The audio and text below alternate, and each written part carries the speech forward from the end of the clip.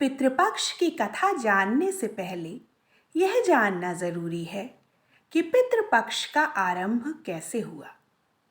कोई व्यक्ति जन्म लेने के साथ ही 3 ऋण लेकर पैदा होता है: देव ऋण, ऋषि ऋण और पितृ ऋण। महाभारत में एक प्रसंग आता है कि जब दानवीर कर्ण को चित्रगुप्त महाराज ने मोक्ष देने से इनकार कर दिया तो दानवीर कर्ण ने कहा कि महाराज, मैं तो अपनी सारी संपदा जीवन भर दान में ही देता आया हूं, तो अब कौन सा ऋण शेष रह गया है। तो चित्रगुप्त महाराज ने बोला कि आपने अपने जीवन में कभी अन्न का दान नहीं किया है, इसलिए आप पर पितृ ऋण शेष है।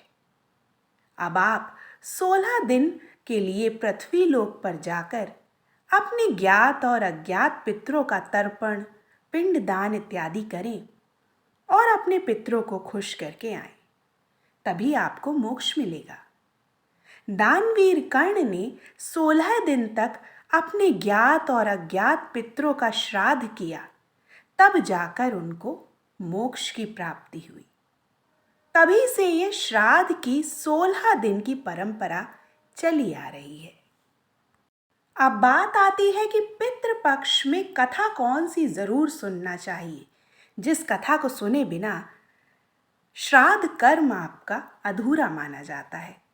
तो पितृपक्ष की पौराणिक कथा के अनुसार जोगे और भोगे 2 भाई थे। दोनों अलग अलग रहते थे। जोगे धनी था और भोगे निर्धन। दोनों में आपस में प्यार था। जोगे की पत्नी को अपने रुपए पैसे का अभिमान था और भोगे की पत्नी सरल हृदय थी।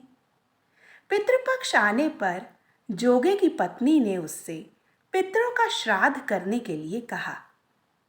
भोगे ने व्यर्थ का कार्य कहकर टालने का प्रयास किया, लेकिन अंत में वो राजी हो गया।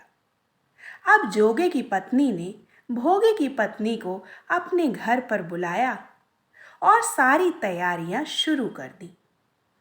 सारी तैयारियां करवाकर भोगे की पत्नी अपने घर वापस आ गई, क्योंकि उसे भी तो अपने घर पर श्राद्ध की तैयारी करनी थी। दोपहर का समय होते ही जोगे और भोगे के पितर पृथ्वी लोक पर आ गए और जोगे के घर पहुंच गए। वहां देखते हैं कि जोगे के घर पर तो पहले से ही उसके ससुराल वाले भोजन कर रहे हैं और पितर फिर इस बात से बड़े निराश हो जाते हैं और वहां से चले जाते हैं। फिर वो भोगे के घर पहुंचे, लेकिन वहां तो भोजन के नाम पर केवल अग्यारी ही जल रही थी। अतः पितरों ने अग्यारी की राख चाट ली और नदी के तट पर आए। थोड़ी देर में सारे पितर वहां पर इकट्ठे हुए और अपने अपने यहाँ के श्राद्धों की बढ़ाई करने लगे। जोगे और भोगे के पितरों ने भी अपनी आप बीती सुनाई और सोचने लगे कि अगर भोगे समर्थ होता तो हमें आज भूखा ना रहना पड़ता, परंतु भोगे के घर तो 2 वक्त की रोटी भी नहीं है। इस बात से उन्हें भोगे पर दया आ गई और उन्होंने भोगे को आशीर्वाद दिया। रात्रि होते ही भोगे के बच्चों को भूख लगने लगी। अब बच्चों ने माँ से खाना मांगा तो माँ ने कहा कि आंगन में हौदी रखी है, उसे खोलकर जो मिले उसे खा लेना। बच्चों ने आंगन में जाकर हौदी खोलकर देखा तो उसमें मोहरें पड़ी थी। बच्चों ने माँ को आकर सारी बात बताई। माँ ने भी यह सब जाकर देखा।